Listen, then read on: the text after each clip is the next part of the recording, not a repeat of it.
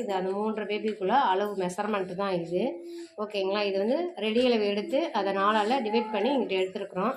So நீங்கள் எப்படி எடுக்கணுன்றதும் உங்களுக்கு நான் சொல்லியிருக்கேன். அதேமாதிரி எடுத்துக்கோங்க. இப்போ வந்துட்டு நம்ம ப்ளவுஸோட இதில் வந்து வரையலாம். ஓகேவா?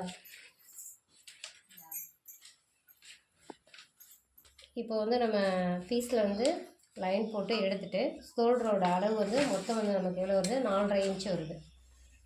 இந்த 4.5 இன்ச் இந்த ஸ்டார்டிங்கில் இருந்து இந்த 4.5 இன்ச் வந்து மார்க் பண்ணி எடுத்துகிட்டு இப்போ வந்து இது 3 வயசு குழந்தைனால 1.5 இன்ச் வந்து கழுத்தோட அகலம் வச்சுக்கோங்க. 1.5 இன்ச் வந்து கழுத்தோட அகலம் எடுத்துட்டோம். இதுக்கு முன்கழுத்து வந்து 2.5 இன்ச் ரெடி அளவு. அந்த 2.5 இன்ச்சு அப்படியே வச்சுருக்கோங்க. 1/2 இன்ச்சு மேலே ஏற்றி இப்போ ஹாம்கோலோட அளவு வந்து 4. ஜஸ்ட்டு இதுலேருந்து பாடி சுற்றளவு 5. இந்த பாடி சுற்றளவையும் என்ன செஞ்சிருங்க 5 மார்க் பண்ணிவிட்டு நம்ம ஷோல்டர்லேருந்து ஹிப்போட உயரம் சொல்லியிருக்கோம். ஹிப்போட உயரம் வந்து 10 இன்ச். இந்த 10 இன்ச்சு வந்து மார்க் பண்ணியாச்சு. இங்கே வச்சு மார்க் பண்ணிவிட்டு இதுக்கு நேராக என்ன செய்றீங்க? ஸ்கேலை வச்சு கோடு போட்டு எடுத்துக்கோங்க. கோடு போட்டு இப்போ இடுப்போட சுற்றளவை மார்க் பண்ணிக்கோங்க.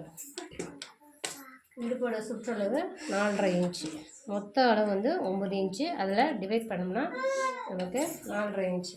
அப்போது இந்த ரெடி அளவு மார்க் பண்ணியிருக்கோம்ல தெரியாது, அதாவது க்ளோஸ் அப்பில் எடுத்துக்கோம். எங்கெல்லாம் வந்து மார்க் பண்ணியிருக்கோமோ அதை ஸ்கேலை வச்சு மார்க் பண்ணிடுங்க.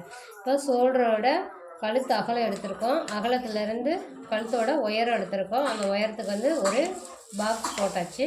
இங்கே வந்து உங்களுக்கு என்ன நெக் வேணுமோ அதை வந்து கொடுத்துக்கோங்க. நான் வந்து ரவுண்டு நெக்கு வரைஞ்சிருக்கேன். இப்போ இங்கே வந்து நம்ம ஹாம்கோல் அளவு எடுத்திருக்கோம், ஜஸ்ட்டோட அளவும் எடுத்திருக்கோம்.